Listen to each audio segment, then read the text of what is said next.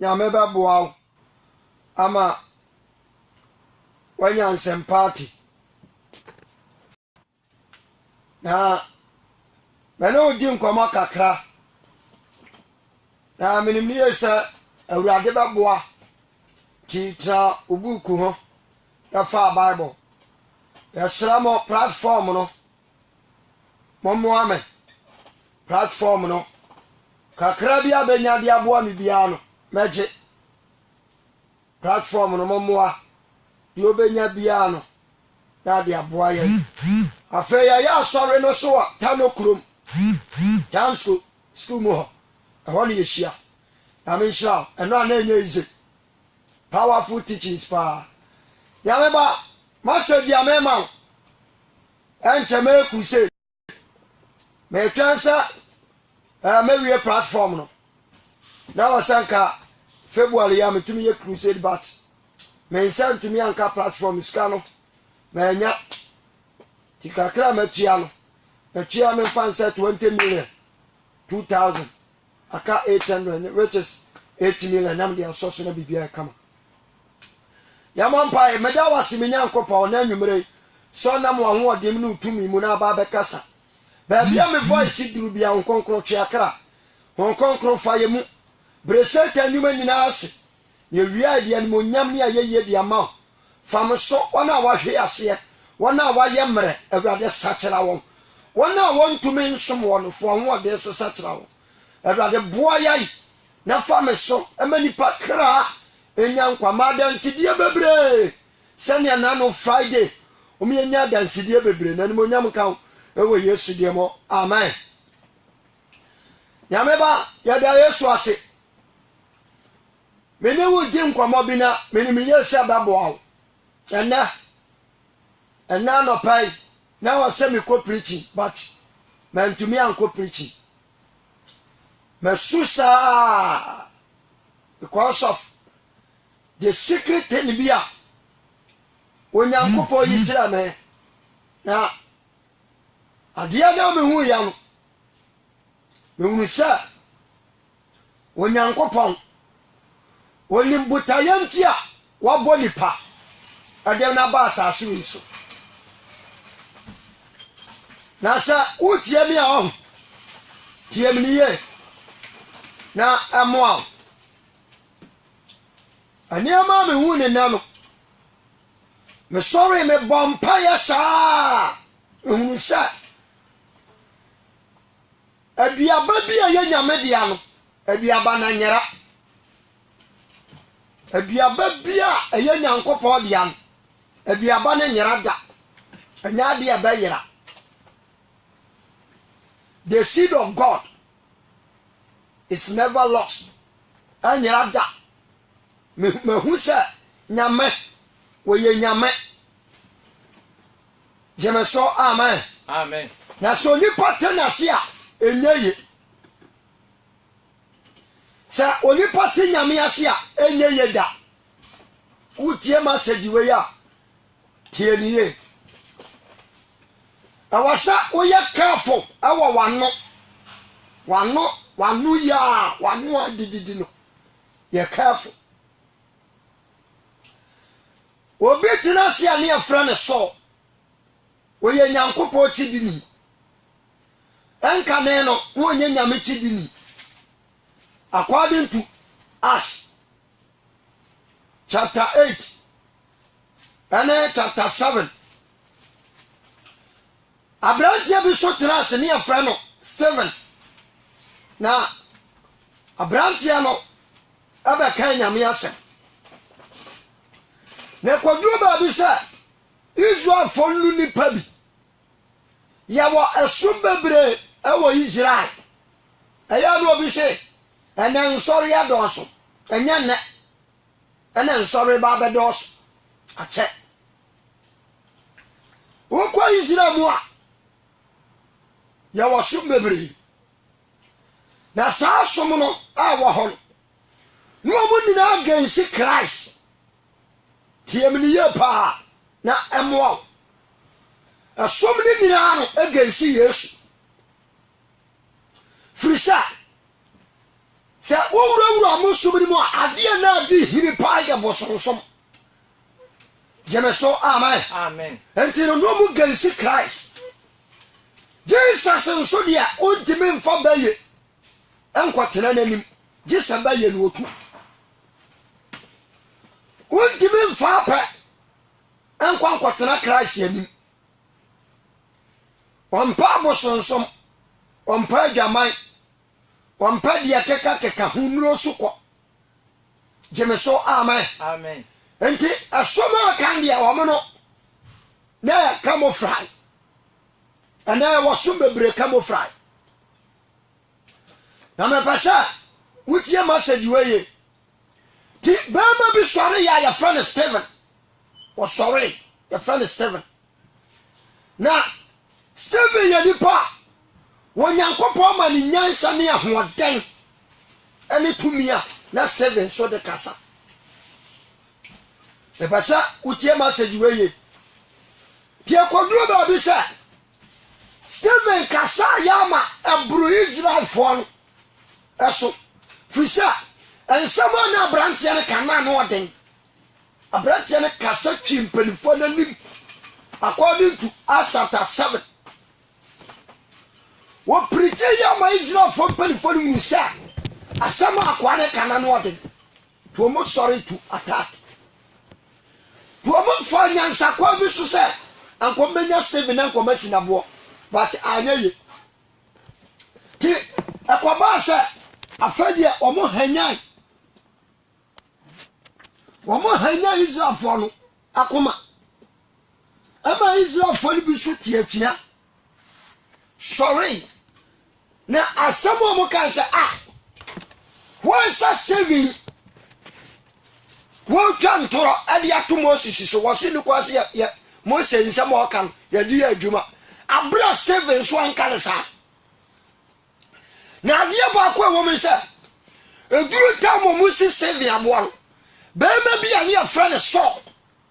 wo je Steven paboa wo je ne bad ana wo ji ni musuo ene na boso ana odi kutaye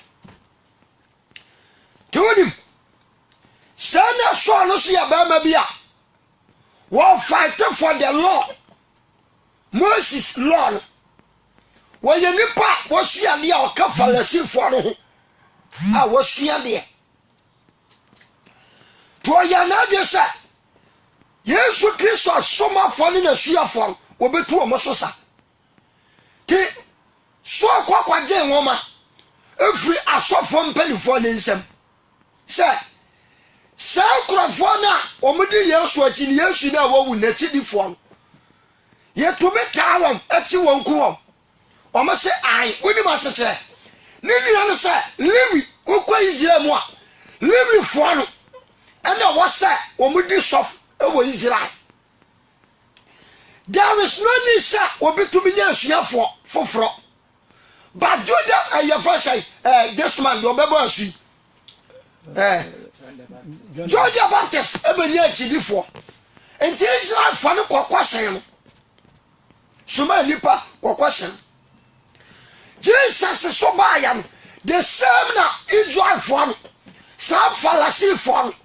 ye ka Pharisee for mo sua de akwa akiri nimra nimoma the law of Moses omunim nyina ti omoso sorry kwa Christ wo ko bisa ne say adenti ne wanya akidi for because wanya sof no ye ho se sof wanya ho se Messiah jemeso amen ti eduba bima so kenka according to Matthew ho Yesu Kristo suma Peter be say monko akura wiase afurumu ba bi ebo wone ne ba monka nche ni wura nsa mope se ni wura ne bi sam say na afurumu ba ne mo de ye den monka se hu hia ma wura de ti Peter mo so kwa said the Christ ese won jemeso amen tu amokwa ya na chese afurumu ba ne bo no mko sane ne de ne ba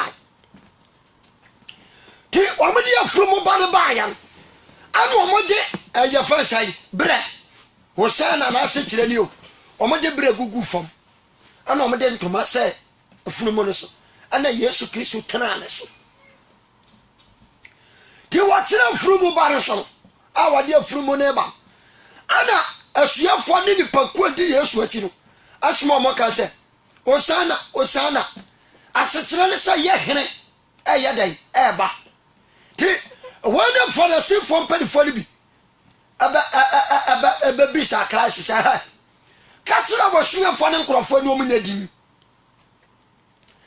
Jesus katwa se enipa mpo yedi a abo eni abosia mpo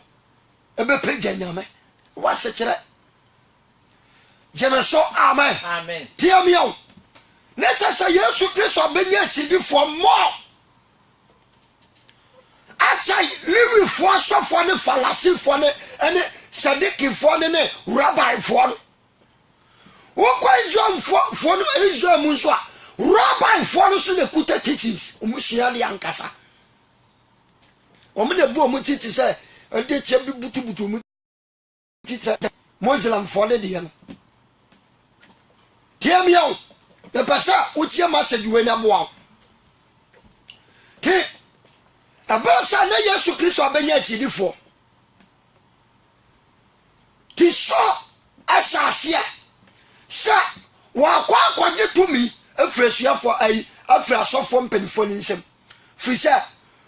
wo momma ya Yesu Kristo chidifo wo momma ya adwuma e wo lewifo ni yafro ma sofo no matimi akanyam yasam because so many say rabbi for the fallacy for and then live for no kwa and it to kanyam yasam apart from omo obi antumenka why sir Yesu Kristo wu na chidi for so ente wasa omo ne Roman empire ne sorry kambom attack the disciples. The Bible said omo tesuya for me bi dwane ko Samaria nyina e bi dwane akon tiwana Stephen akwaka nyame yasam ne ahodan ene tumi wona awurade nsa wono so no asesa yare no omo hyase se omo take no ma chebo anakum omo tene hwe no so omo tena hwenna na so ete ho ono ne panyini waje enwoma bia kuta enwoma akira ne se wo ho kwan se Yesu Kristo chidifo na otimchi won kunwo jemeso amen wotumi tsewa no kunwo tio mekenkai according to Acts chapter 8 verse number 1 wose wota chidifo na so epene ni kum no eso na da no ara wata kase ba asafo a ewo Jerusalem no eso na wonyina hwete ko Judea ene Samaria asase so je asomafo no nko a enko enso nipa adefrafo bi sie Stefano tiao na tsa what ho wono so na akwaje nwoma Acts chapter 8 verse number 1 so akwaje nwoma to kill the disciples to destroy so wa kuwa sa wa kuwa mun na nyame hwan jemeso amen sa so ekuo chidifo no kama yesi Sylvia bona asamba akokora Steven kan ye mombo yesi wa mombo yesi na bona ye last minute Bible say Steven butu ho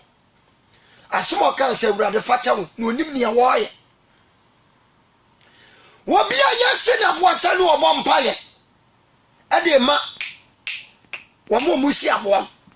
sane mpaye nyina kwama so a wo beda na Paul ni di pa ne so Paul se chense wa amanta no obesene di kamfo Peter ne di se di ni man so yes Steve one so anya ye commander eno gina ho wana mo ma power and more authority to heal komnina wojira ho commander in chief wojira ho saye se sevia bonina nyanya nkopo aso tesoro na wo hweso na wena yese sevia bo awie so atesa asuafo ni bia dwane kwa Damascus enti wo ya fast na wakwaje nwoma frasofo mpanifo ho no waka tro mo se watesa asuafo ni bia sore adwane akwa Damascus enti omoma ne nwoma a wo betumi de agira so de akoma empa first soldiers and your police for what Damascus said ya ba ya o betumi ayi sankrofo na man no ko when one am kwaso ko watesa anibi kasa frisro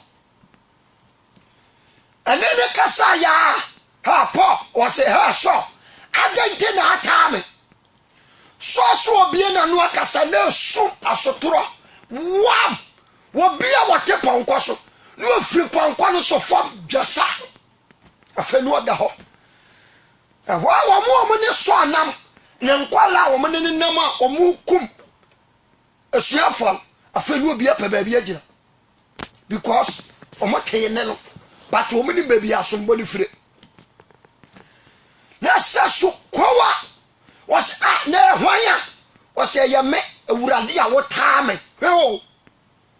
awurade a wotame wori ama menken kai chapter 9 according to Acts chapter 9 verse number 1 so adwen sachira na so a woda so home ahunahuna ani wokum home gu awurade asuafo ne so ko osofo panyin nchen kwasira ne nchen enwoma so de ko Damascus akọ shiadem na se wo hunu nipa bi sajidie kwan no mu a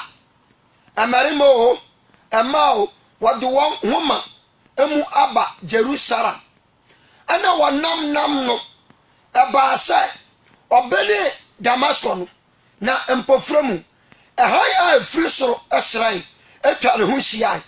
na wahwe fam na wateni bi a eka kire no se so adenti na wotame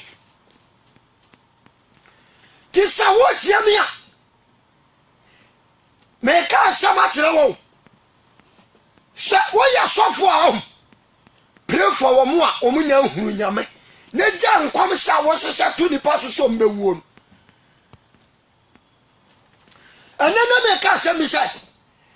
enti sa obi bewu a dike awase bompa yama na anase ye neje ese bompa yama why sa sofo tibi sankwam ma me mawunu so bewu na asop ai na odinfo sankwam so obi bewu na Solomon nya baje so ye wo kwa kasa jimisama obi ba from radio so ka tell so wudi atam Jude akai wase bomodi hwim ni pakra free jam na Peter so abeka onim si ya de konso achi mu nua limbi egu afiase mommode na munyu mu mfra fiase Peter enu masa so awro I was so for the fight for souls me say na dia me hu ya ro me so sa no payment to me empie nko preaching so sa me vampire man but 12 awia kan I say na me pia bonten akofa nsu adware because abia nya me ma me hu ya wa ma me hu ai nyumtoni bia wa jide wa gana hapa na nipa follow akwan enye nipa ketwa dia mu nsa akwa ne te ho a wode ne nsa te so obi a wode ne nsa gu ne tise ana ote akonwa akonwa no omde ya bia no efi akonwa ketwa ni bi ana ote so ana okonkuru ka kiram se e woda ye ne mo kwa ne nchai ana mko ne nchai metene no kwa ne nchai ana mko ne nchai ana mtenase timiduru aro no ana mechia timechia no ana mtena konyaso ahwana onkonkuru se mimisa nse wanimsia awaso akanya me asam ahwana bisa brother no wajede wa Ghana ene so na ya nkwase ano wona bi sa brother and say brother me body din straight bro me body din me to me body wa fidie so ana me so nim say nyankopon say wo so ka nyam yasam wo say bro ai sofo on dey pay free na no sofo minim na ma start e ka ma start America nyum to ni o eya na yam yasam ya wan krofo bi wo wa nyame ono mo wa pam wo be de country source and ya ma setan sa last minute na nyame ya bayi no o ka sa tira Ghana girls and Ghana boys ya yamfa me sen na me wuru sa de wo ma bompa ya ma boy ne sa enso minim ne ga me meeting ne da me mfa ne nyomo nsa da me ntie ne nyom kura 2 minutes da ana 1 minute enso ne me hunu se afa mani ba me wo so na be da mpa no so quotation me nya ye anyway chapter 9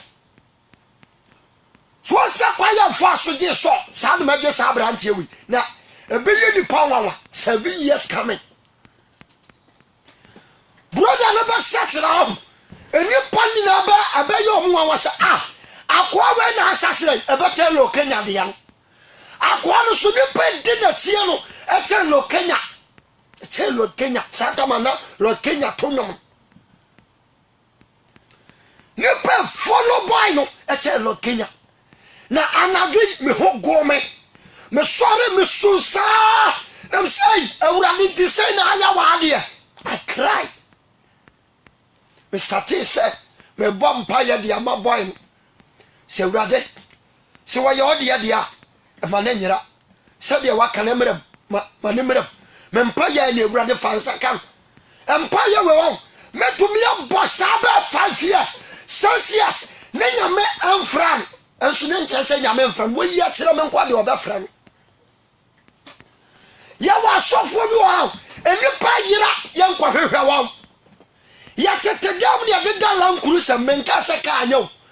wo sha lankuru sem na nyankopa ka se kwa evangelism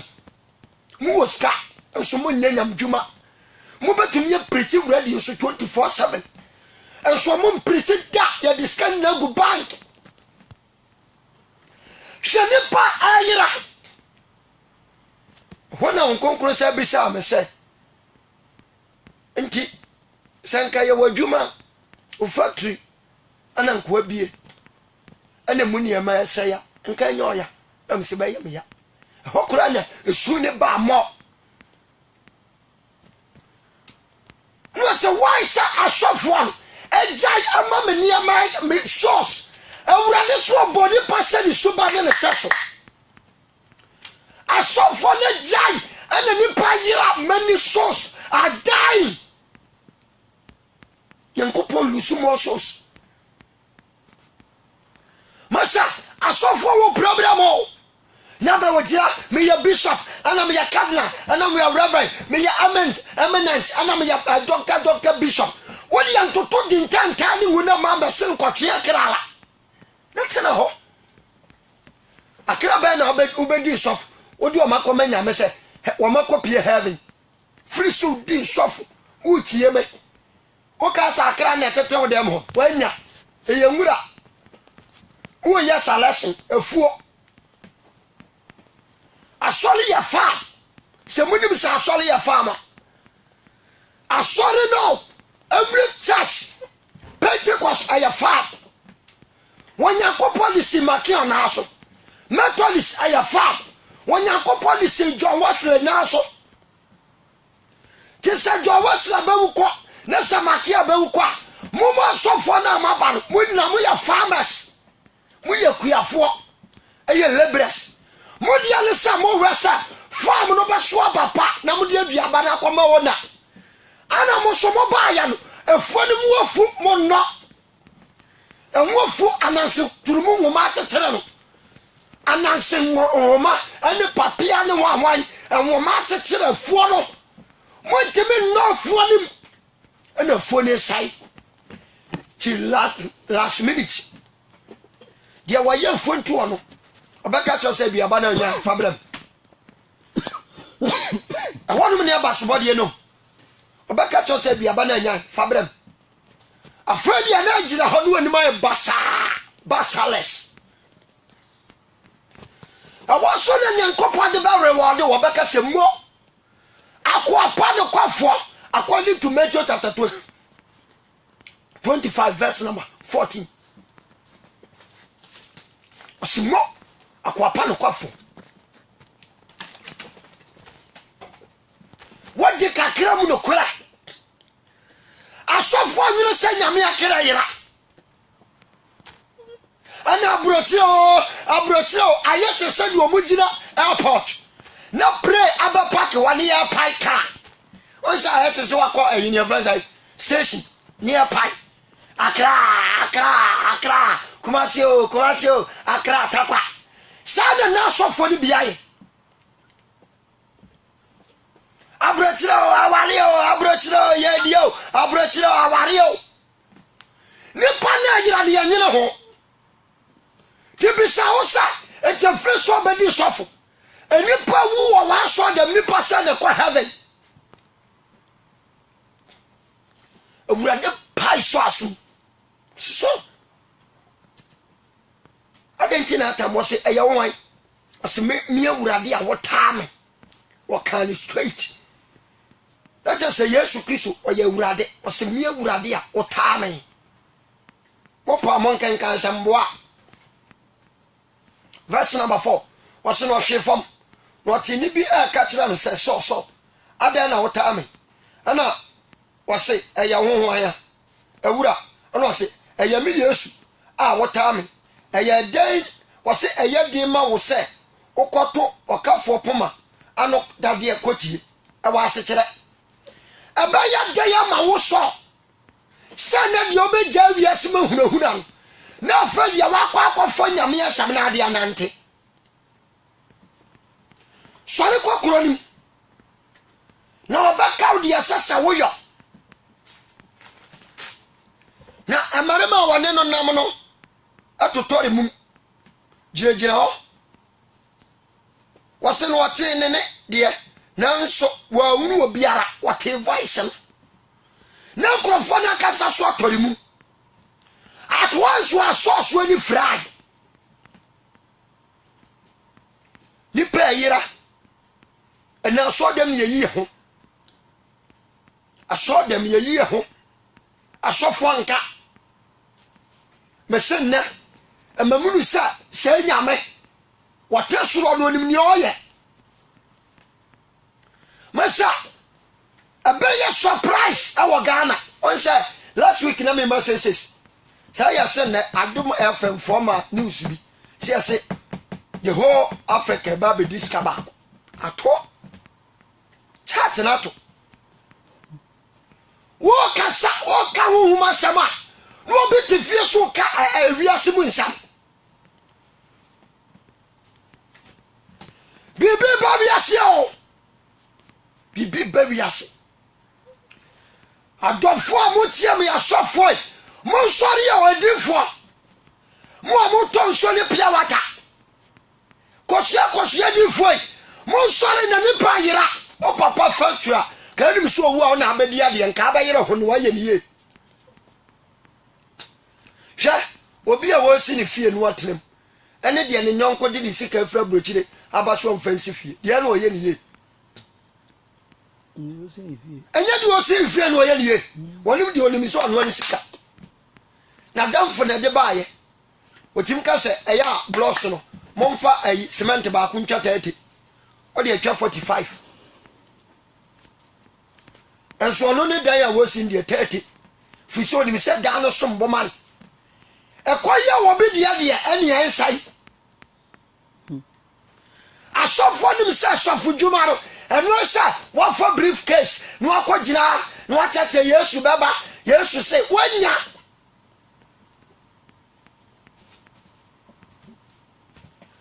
chira won sole mane de awurade pane ne wampe jeme so amen ade aya nyankopɔ ba hetew woni nyame ntam bawa eti so bi onom dot onyankopon gina ayi South Africa ana aso gina ha ayi sisi obi onum wi onyame wo gina ayi America ana aso gina ha na bada no akasa no ate wo bi onum wi nom dot darkness esum ne du na brabo obi osombo so the same according to Ephesians chapter 5 verse number 8 was ya kanenam yesu abosonsom no frisa efisofo bosom na no omoso omobosom ayi bosom ayi me atene awasa woya careful masha ni pa yirawo asofo mugu abrochire asofo mugu abrochire ni pa yirawo ye pa yira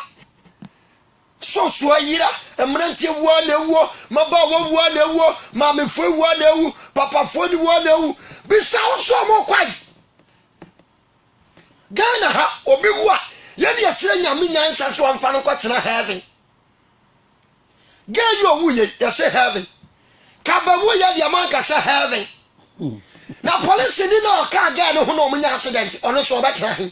wande onye nipa ada no no dia man ka say heaven gay no so ka wade ntini man ka say heaven ada ntini nyom toni ni kwa na man say heaven mo sore na munya nipa kra ho adwuma ani hia na sofu bia betere anu obesare nu obesare ni pani ti asie ye ntumi enka nyame ya sama ntira no mo ba no manka ni abaje so wa se nkom so bi bewu no awu a eya maje so e wa se nka asu nyame bebisa according to Ezekiel chapter 3 mamen kenkan Ezekiel chapter 3 verse number 16 Ezekiel 3:16 asofo na mosesa sanko mundie wo shanko mo obi wu no amompa ya aman anka asofo de o de ale se awurade wono onom nsa wono onom koke wono onom wi awurade fansa ka omo wono awayira wono omjeje adwama mom wono ojejina ha jeja ha awurade fansa ka omo na se nyame ya tra so obi bewu a enyam pa ya ne aboma ni pan na Solomon baji si ye ejimi fuasia o masia o me ya meeting waso Ezekiel onyanfo na nansu twam no awurade asamba me chance onipa ba me de mesi o se me de wo mesi Israel fie wenfo entitie manum nsam na bo won kokko e ma me so ati wode ne si wo so wacheman sa wo mo Israel fie fo kokko tie se me se obonefo se ti obonefo se wonu obewuo na wa mo no kokko na wan kasa ankyere no antwe obonefo na mfiri na kwa mbone so na wa nya nkwa a ene ono obonefo no bewu na namumu yode nanso wobewu namumu yomu de nanso ni mogya de mebisa no Ezekiel ho enti sa sofo mu so bi bewu na wantumi nyina mompa ya amane maniwu a ewa ne boni mu a nyame bebisa sa de enti no ohwa amani pa na wu ne boni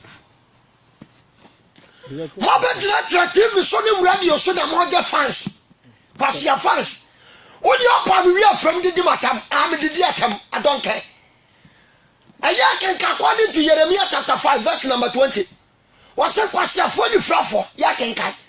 Matthew chapter 23 Yesu Christo according to verse number 17 amen fans men san say Ezekiel ho na men ken kai Matthew 23:17 Ezekiel chapter 3 verse number 16 where you Matthew chapter 23 verse number 17 was in pasia for ni frafo mo hwamba guru senemu a adentena dia wurade aka mo pasia dane no enso wurade aka so awro me senda na muno sa sanya me ni wa manyina wo hwe nipa dia wasaka sofon fasting and prayers boys no muno wi no ene dot no mo ban kwase anom ke dia Onye wuru so bia ye ne tiri usako asa ni nipa bia e mo ba wane de chei atoto ye nan aye somade ju se ye hwenum ne yasum na ye dia ne sa urade ye for second pasa me sese be pia bontenam koduru dem a esunko a me se urade na de nipa yira sei na ma adwena kwasi bonsam jam de nyame bia so amamahu na ma adwena kwasi ho na ma adwena si ho na ma bisa me wo se enti sabete heaven na me no kwate bonsam jam na me na enti abaya me da what the jam ana wo heaven unu bonsam jam according to Luke chapter 16 verse number 19 tama Abraham wa paradise no na osikani no so Abraham ne Lazarus our paradise no osikani no so wa hene asama osino ka chense Abraham se be yanka fansa te ko bonsuo na fa bejoto metachram na ba bia mo wo mi huna man ana Abraham so ka chense yanso ba bia ye te wo paradise ye humo se mo de dejanim anke ye pese ba ho ba te ye ntumi ma e kwa ka se da ye ntam na ta so je ujira paradise ya hunu bonsam jam wo bonsam jam so hunu paradise enti me bisa wo sofo na wa so ne baga na wo ntumi ntu ne fon a wo sesan kwase atade ense so wo na so kwa bonsam jam na so wo sofo te havia aba oda wo bia ya senga wo te heaven wo what to heaven no wo senga na wo te bonsam jam a enti so wo na aba ya wakono ni atete aso dem ni apro wonyankopo de ni saka so wosewo na mo kamasa Ezekiel na metwaso Ezekiel 3 na metwaso verse number 18 some say so abone fonse woni obewuo ni wa ma no kokko na wan kasa nkyere no antwe no amfiri ne bone ho ene na kwa mbone so no anyankwa ene wono obone fon bewu na momuyom ede ye nenso ni moja de mebisa no onsem enti every pastor woma wa sori bewu kwabo nsem jam nyame so bebisa wodi ya de sabon kokko yinatai wo sade ni tomi akata nsenye kata nsenye ntonyi na nya antira ka so beto offering ana obeto tight enti menka wa sori ba ne yusu wadi ya somade 20 asisa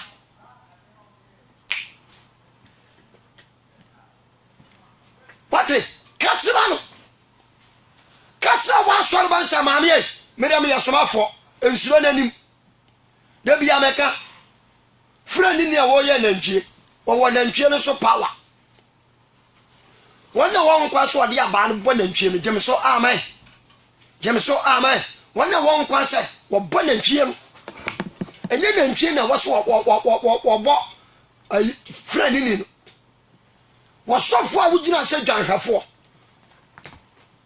wo dwane timi ka cho sa me nya de opesa me ye wo se me mfa wati bi da abare kutaw wo so de bo wo dwano but anya sofo ntumi provoke the word of God and then payira na ira nyam somo akomam wo seskati oba sha trousers enya bone emi ameso meti afidie so ka cho se sofo wo so seskati enya bone eya seskati na botai na be kwa kwato nsone ma no wa so dem ho wo bebi sasa sofo yare ana sara wo sofo so mo asore baba e se trousers se de wo asa bi na wo so yare wa so ba na yare because do many me say so sia be ma wa seskati a ozo we de bodam ni jeme so amen we ye bodam ni so awro na adente no aba so be set trousers ya onya bodam ni wa sa wo so fo won skirt momo gas na moteti aso adam na mo some body mo some flesh mo some honam no wontina o so fo ka kira say wo show timi mo anya bonin ka kira say so fo so ya hyebi so ni so e trainer so dia ne so na bi na sin dia so Jeme so amen. Amen. Was ye careful. We say kwa wie ye. We say kwa wie ye. Ni panim. Tu so bi every sanam ho. Pray. Pray for him or her. Wa you ba wa wensa bompai man. Wa ya bema wa wensa bompai man. Wa wiwi bompai man.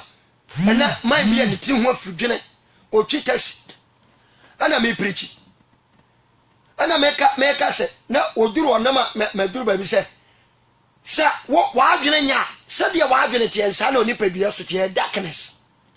O karata edu be ko bonsam jam nyame ya adoma e kina message ya mema no. Ena nwumre na me ma e wo ye mensa. O karata na edu be ko bonsam jam o ma ni duru so fa kwase asem so ko ba bi. Ma papa panyiri hwanem shira no. Me ka chan sam da ase kaneba no me anko be sami nkuna ka cham sayiro ho nso duru hon odi matam me dana se we me kofi amasa bompa ya ama no wo so franka ku no ka do men so fotum ka sama do me wo do me no wan na amra maboa na Yesu Kristo nko ba do me yankan hwa ma me we quotation se me hu a awrade mo me na me hu se Luke chapter 8 asesen Yesu Kristo mo kwa kura bi ase ekoka nyame asem Luke 18 po kutesi we verse I think 38 ma me hwe se me huna anya hwe oh Yesu Kristo kwa kura ase woni James mu na koka nyame asem ana kwa bi ba bedidi Yesu atem James di aso so wura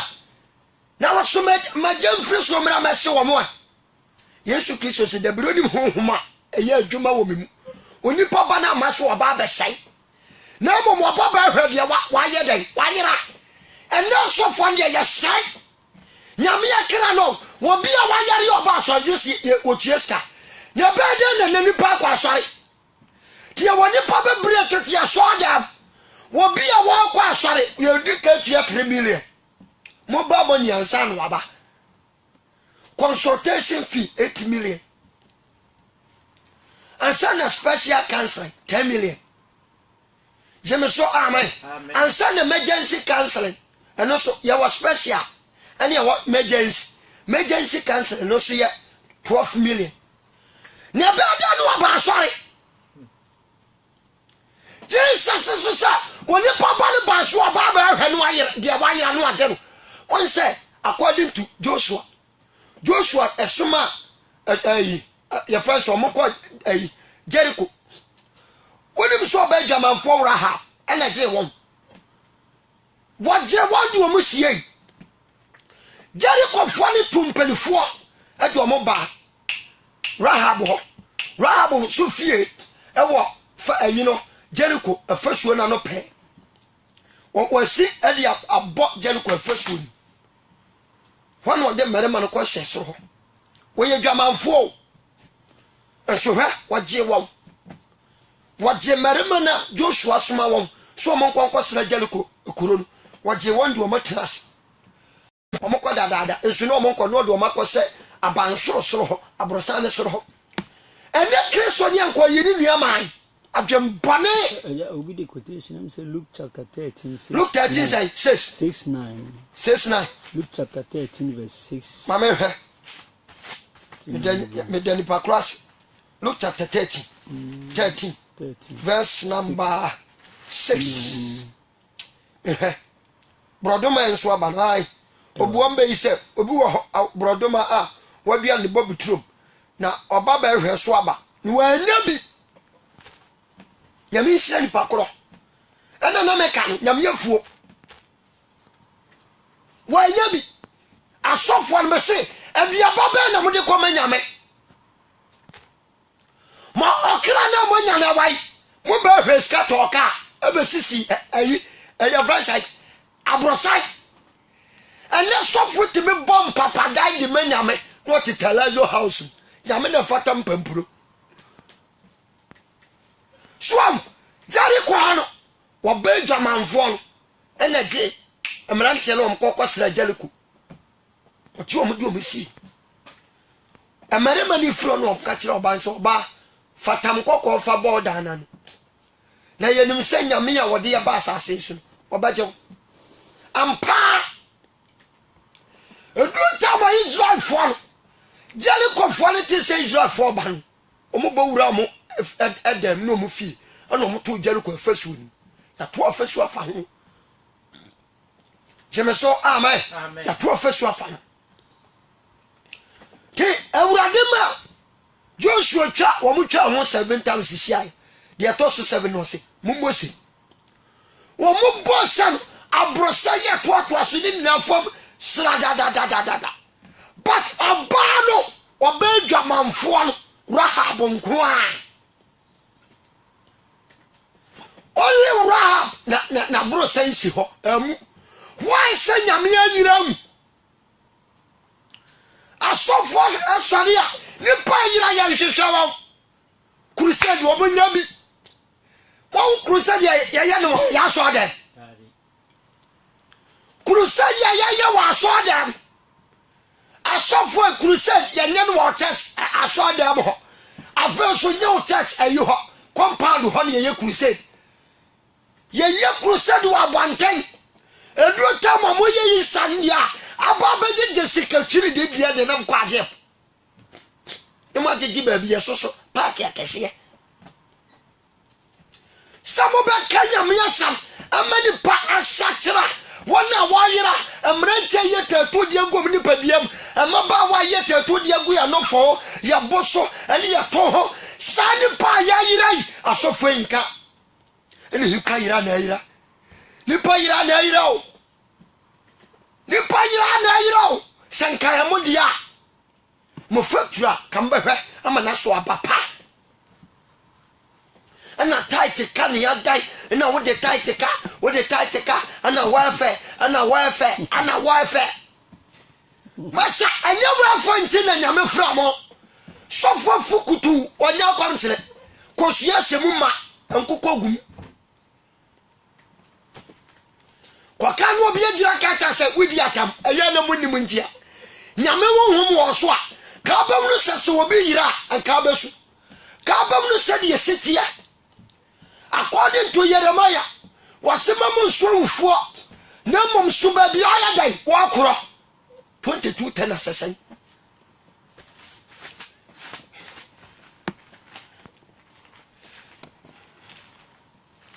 rencho na Yesu aba renche Jeremiah 22 verse number 10 wasimu nsuwufo munyam na munyam esumom na munsu dia orekro munsu ba bia ni panekwa enani pawua ni atam furu dia kwasi aso dem eyo kwatezem ni atwa wusia okot aso dia bia mo de furu kom eyo kwatezem why no biblical quotations wasi nyankopon nyahufo nyankopon olden days Israel for Lewi omanka fum ti say according to say Luke 10 ho baby sa oba ayi akwanya omkobon na kromfo ne bon no eja no to kwam wasi sofu diro ho twam the good Samaritan no omehwe say Luke 10 asese eba memrana aso meba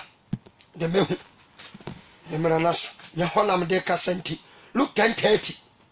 Samaria ni pan osi Yesu tia ano se onipa bi firi Jerusalem san ko Jericho na okoto kwam kafuom na opa ne ho entoma bobo na afe ejan ho ekoi ana watobra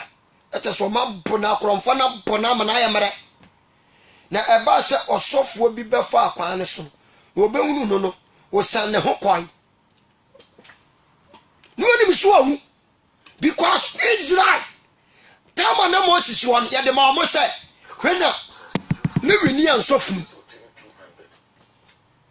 eni kwa se ne wini sofu eya da na dia aso dia me ya de funu ko ne ya hoahoa funu where do you acquire heaven? Where do you acquire heaven? Sikadroni we acquire heaven. Wo bi atoto aye ma pieto. Wa soma ne yi ma pante bre no de ayavre to as. Atoto condom aye yusu owie no de ayavre to as. Wo bi atoto nkwala moja. Ama chire ama wo wie no. Wo moja chira de no atoto. Wo beka se we acquire heaven. Modiamo. Upon Yesu bao mompre na monye wana wayira mompre o anka branche wo ba me dem akonwa ni ho eda mo ba mantra fo efom na abetena anka sika anka me de bawura de Yesu nka metumi de to stuffing chest mitevia sai ese kwa na atwe me yansa anka makoma mposa me nkoso anase me nkoye because sika me de ba ya metumi de atwiso asofo ate woni yedidie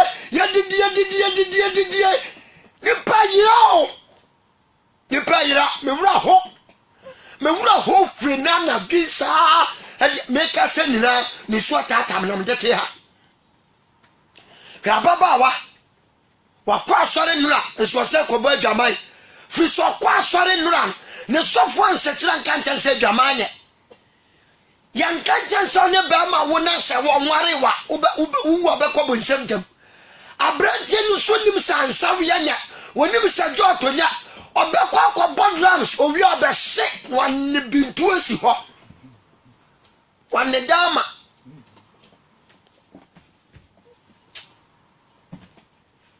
mitras sei ewrade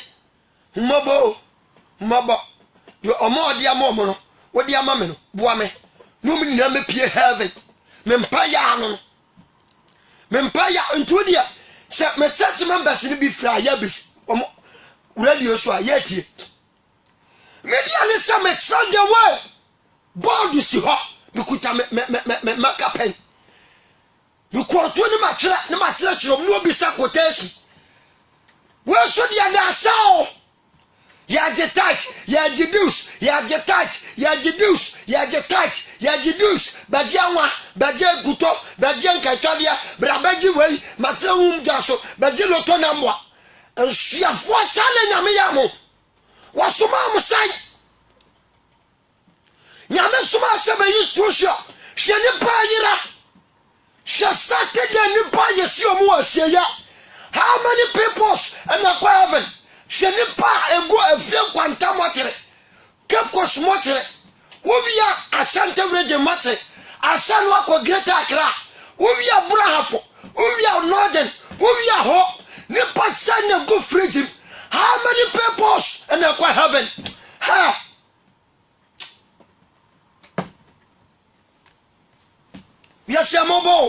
yasemobo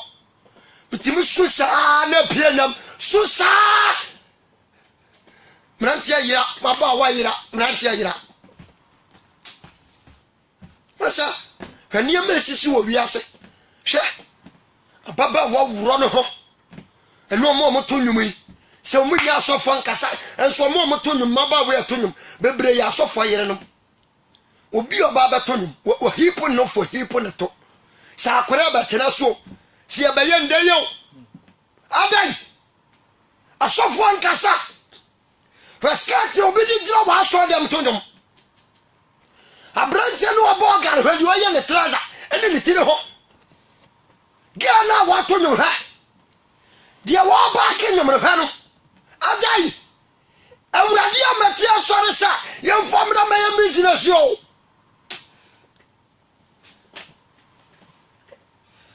seminya wi senior mani nara na semi wiri yesua wa dinina mi wo Yesua mi wa dinina osumbu chai adinina seminya wi sikadinina rao na sami wiri Yesua ya dinina mi wo Yesua mi wa dinina osumbu chai adinina mi wo Yesua mi wo Yesua me wa didina ayaswe wayiri yesu osombu chai ade nina yada yesu asemapon awurade me da wase menyankopon ni monyam kan se na anwumere wakasa awo sorosoro wo yesu de mojeme so amen amen